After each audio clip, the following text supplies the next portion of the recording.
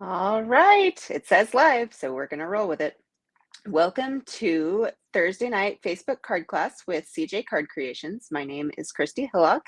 I'm an independent Stampin' Up! Demonstrator located in Salt Lake City, Utah, and I am so glad that you're watching, whether you're catching me live or on the replay.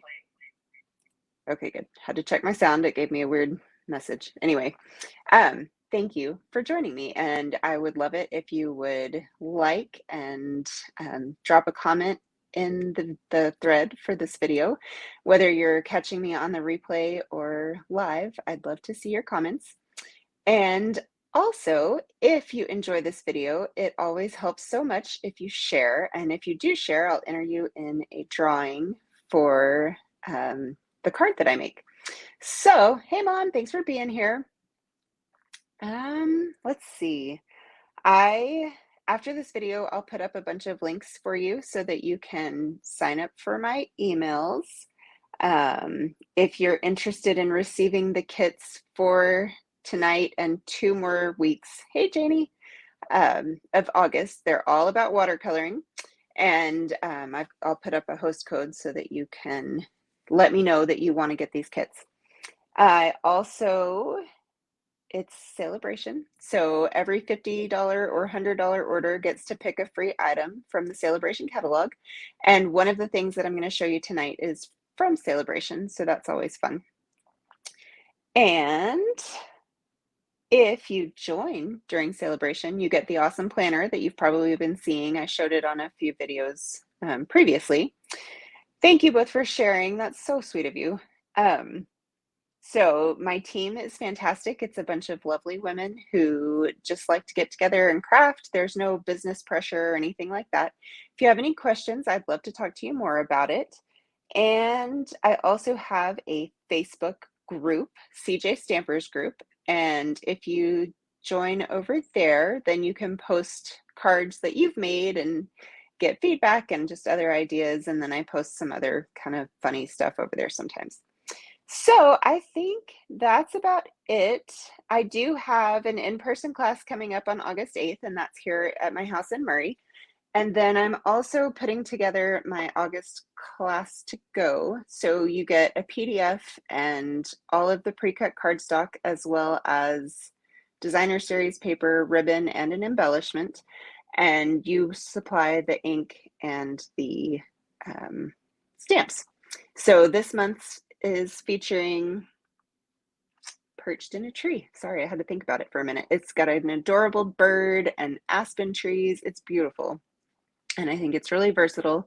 And I'm actually going to be using some watercolor pencils this month. So I think that that will be kind of a fun change from what I do a lot of months. So definitely check the link out for that.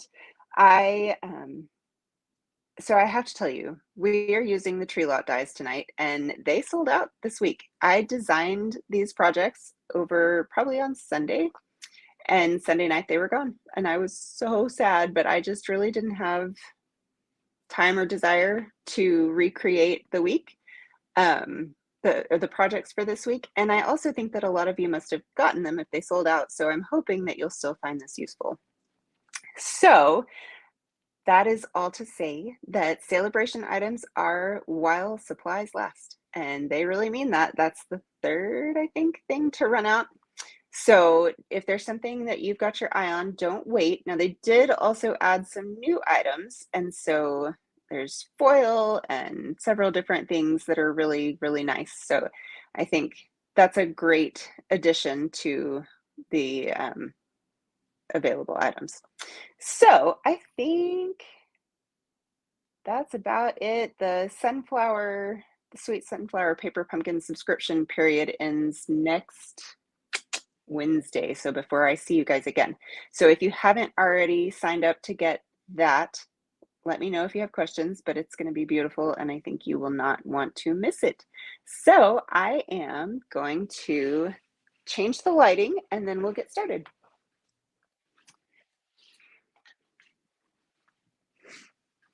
All right, so here we go. Now, congratulations to Pat for sharing last week. I really appreciate that. And now I'll have these cards headed out to you. And if you notice, the first card in that stack for her is one that we made last month. And so I am shifting this month, and I will just be sending the winner the card that we made the week they shared, if that makes sense. So I really appreciate all of those shares. Oh, I'm glad you like it, Janie. All right. So as usual, I've created 3 projects to showcase the technique that I'm using, as well as the product, which in this case is the tree lot dies.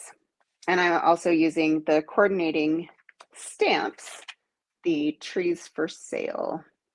So it's a really, really fun set. I can't really call it a bundle since that's not how they sold it, but definitely have loved having those to play with. So you can see that there is designer series paper in all 3 of them, and that is the Lights Aglow 6x6 stack in the July to December mini catalog. And I love it. It's so pretty. I especially love that one. Kind of looks like snowflakes falling through a camera filter or something. But the technique that we're using is actually a watercolor wash. And so you can see that I did that there and on the cute little camper and then the trees. So, oh, hey, Pat, I'm glad you're here. So we are actually going to make this card tonight. And if you didn't want it to have a Christmas look, you could still use the trees and the technique, and you would be, just change the designer series paper and the sentiment, and you'd be good to go. So these are the craft card bases, and I think it comes with a set of 20 cards and envelopes, and they come in a really nice box that you can then use to decorate the box and then use it as gift packaging, or you could give the set of cards that you made. So that is where we are starting. So these are just scraps of watercolor paper that I had in my drawer. I actually keep all of my different cardstock in a giant file cabinet in folders, so I can really easily see all the colors and what I'm running low on. So that's totally just a side note. So Jenny, it's funny that you say that, because Emily's big thing lately has been to say winner, winner, chicken dinner, and then she turns it into turkey in a pot for Thanksgiving dinner or something really weird. I don't know. It's ridiculous, and it sticks in my head. So anyway, okay, so 3 scraps for 3 trees, and I am going to start with my lighter color, which is Parakeet Party.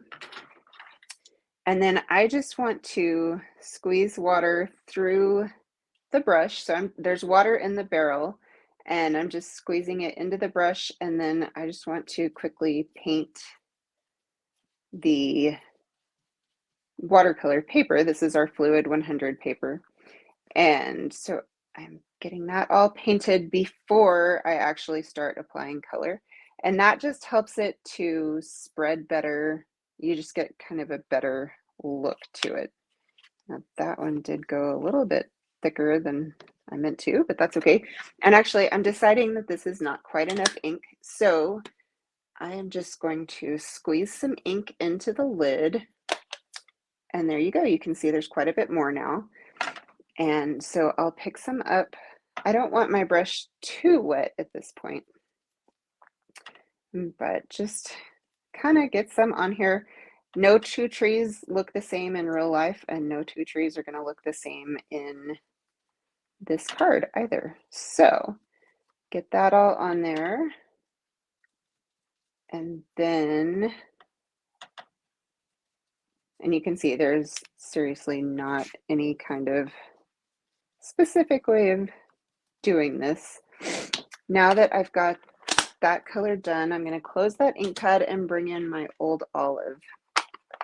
Same story, not quite enough ink in there. So again, just squeeze a little bit out there. And there we go. That will work quite a bit better. So now I want to add to my parakeet party, but I don't want to cover it up entirely. So I'm going to be a little more judicious in my use here. And once I've added some, I can always thin it out with more water. But I you know, just kind of want to add some depth to the trees. And I am by no means excellent at watercoloring, so it's not always consistent results, but I do really like the look when it works well. So, and it's another one of those kind of things where you just have to practice if you ever want to get good at it.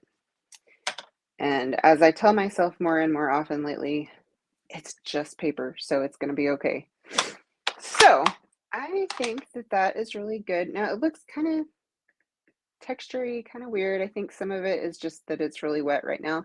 So to clean my brush, and you'll notice I didn't clean it in between the greens. That's just because I really didn't care if I got a little bit of the parakeet party into the old olive because it won't show up. But I'm just squeezing water through the brush onto a rag to kind of clean off all the ink. So the other thing that I wanted to point out is that this is the really wide bristled brush. So the water painters come in a set of 3, and I've got all 3 of them to show you. This one's really quite fine tipped, so you can do much more detailed work with it. And then this one is sort of in the middle, so it's got kind of longer bristles, so it's kind of tougher to be precise than with this one. So anyway, while we are letting these pieces dry, I'm going to pull them out of the screen and we're going to do the rest of the card. So to start, I have just a piece of Very Vanilla to go on the inside here. And I meant to grab a glue, but hopefully this will see us through for just a little bit. And, oh, okay. So this is just my card liner, and we will come back in with a tree if I have enough. I didn't actually think that through totally. And just add one down there. And if I don't have enough of the watercolor ones, I'll just stamp one down here. So now on the front, just gonna burnish that square line a little bit better. And then, so you can see this is the red version of that paper I used on one of the other cards. But on this side, it's got gold. And this also kind of looked like snowflakes to me. So I just really loved this set of paper. It's kind of one of those that I didn't pay a lot of attention to, partly because in June and July when we're getting this stuff, I don't want to think about Christmas. But now that I've been working with it, I just can't get enough. So center this up right here. Try to make sure it's mostly straight, you know how that goes. All right, and then the next thing I'm going to do is bring in this strip of Very Vanilla with my sentiment stamp. And this one says Christmas greetings, so I'm not changing anything between what I had previously made and tonight's demonstration. But you certainly could easily change the sentiment to even just like a Happy New Year or something like that. All right, so hopefully that is pretty straight. And close that up.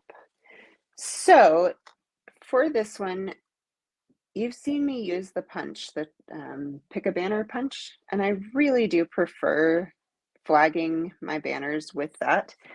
But just in case you don't remember, I did want to show you tonight how you can do it without anything other than your snips. So first you find kind of the center and cut up, and then you just cut from the corner up to that top. So there's that side. theoretically, they will come out looking mostly even, and nobody's going to be paying that much attention anyway.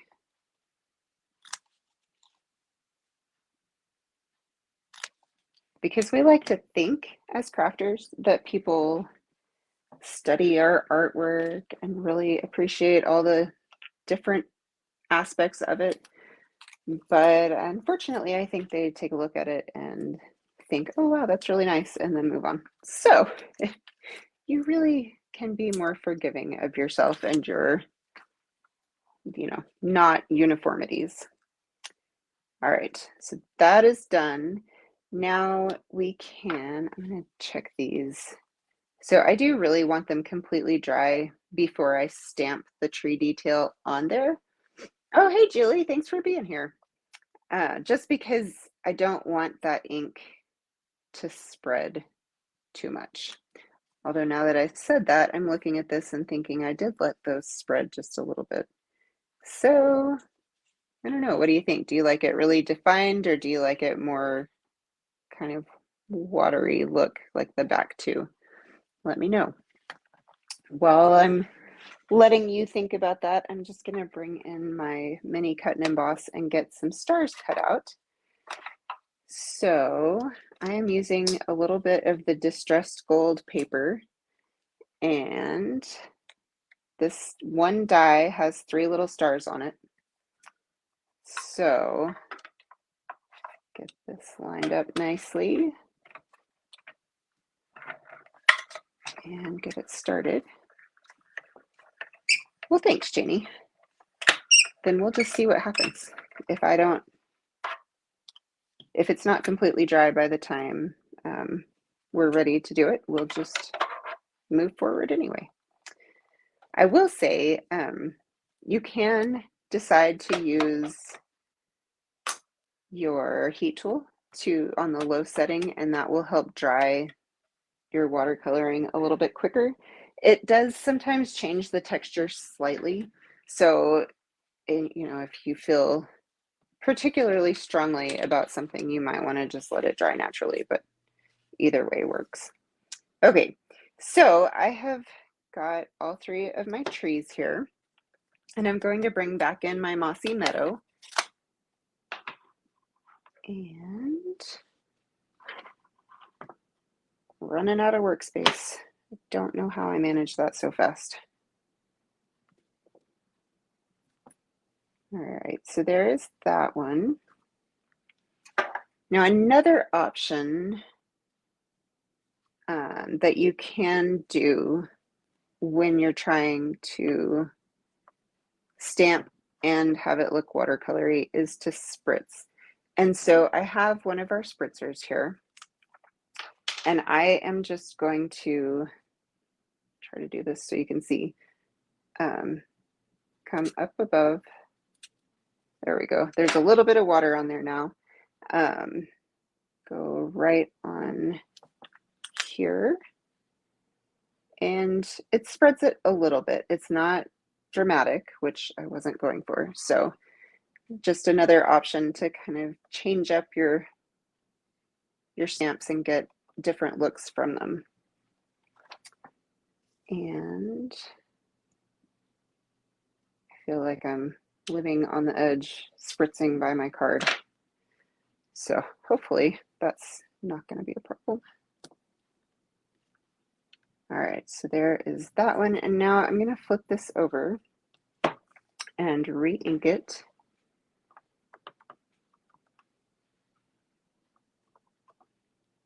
And we'll just go right there. And that one I did not spritz. So you can see there is some difference. It just takes a little bit of time to develop. All right, stamps to the side before I cause problems. And now it's time to die cut. So bring my little mini back in.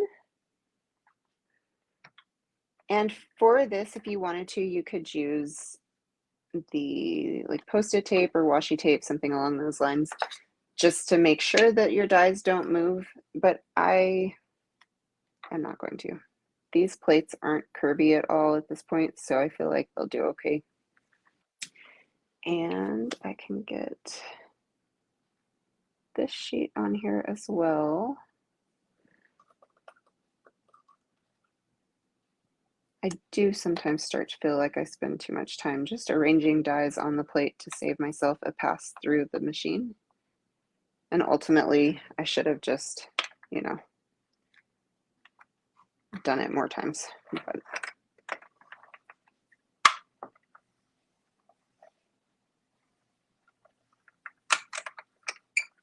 you know, it's funny. I used to act like I had so much more trouble with this thing. And I'll probably jinx myself for saying this, but lately it has been flowing just a little bit better. So I don't know if it's just the more it's used, the happier it is or something like that. So anyway, get this one and the big tree.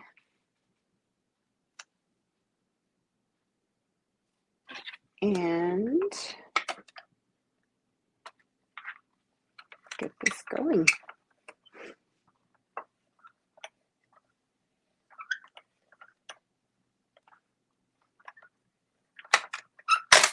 All right, so get my dies put away before I lose something.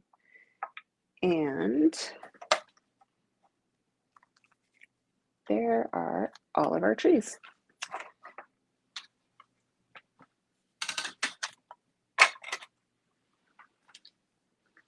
All right, so at this point, I just kind of test out my layout before I actually adhere anything.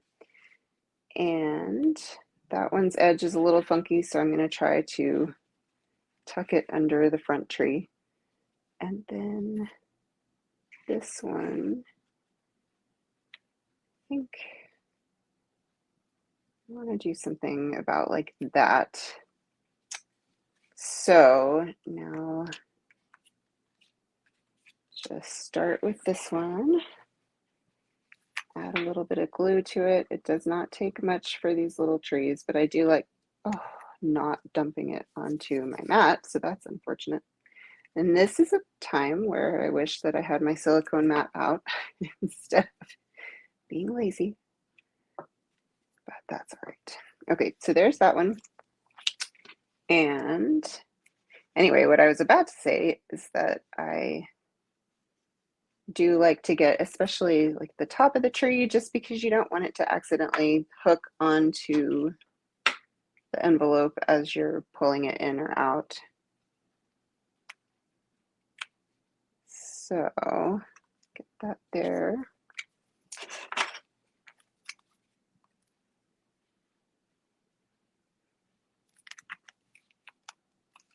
There is a lot of over analyzing that goes on in my head sometimes as I'm trying to decide how to go about doing certain things. So I don't know if that's a problem that you face when you're crafting, but ultimately, as long as you're having fun with it, I think you just kind of have to let it be. All right, so once I feel like these have had time for the glue to stick, I just don't want that center one to pop up. Now I took just a piece of the gold twine, I think it is. It comes in a pack of silver and gold. So I just wrapped it around 2 fingers and kind of spread it out then, so you get a little of the look. And I forgot to grab a glue dot, so let me get those.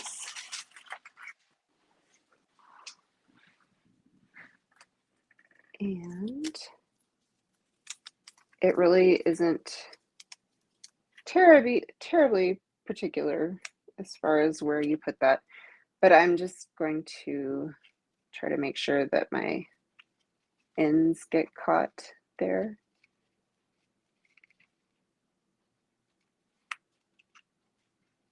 And that should just about do it. And then I'll tack it down the rest of the way with my banner here.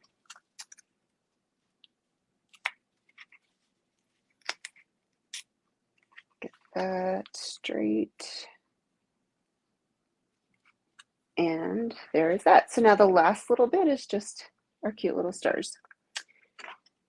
And I think it will actually be easier if I put little dots on the card itself, because these are just so small. And then I can pick up the stars and drop them onto the dot of glue.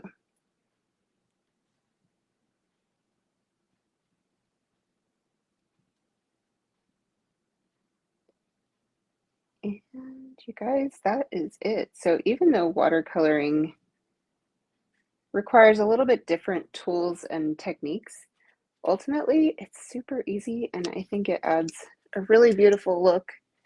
And I just found this other tree that's for the inside, so we'll add that too. But I hope you will try this, get out those water painters, and it does work best with the Fluid 100 because the Fluid 100 can soak up a whole lot more paper, or not paper, water, than the Shimmer White. But Shimmer White is also a good one for certain types of watercoloring. So, Janie, you know, my hands shake pretty bad sometimes. So I don't always feel like certain things are easy, but at least the little things go okay. So that is our card. And that is all that I have for you tonight. So I hope you enjoyed this and feel a little bit braver about watercoloring. If you have any questions, please drop them in the comments or send me a message and I will get to those and be happy to help you. And it was really nice to see you all. So thank you so much for being here, and I will talk to you next week. Thanks again. Bye.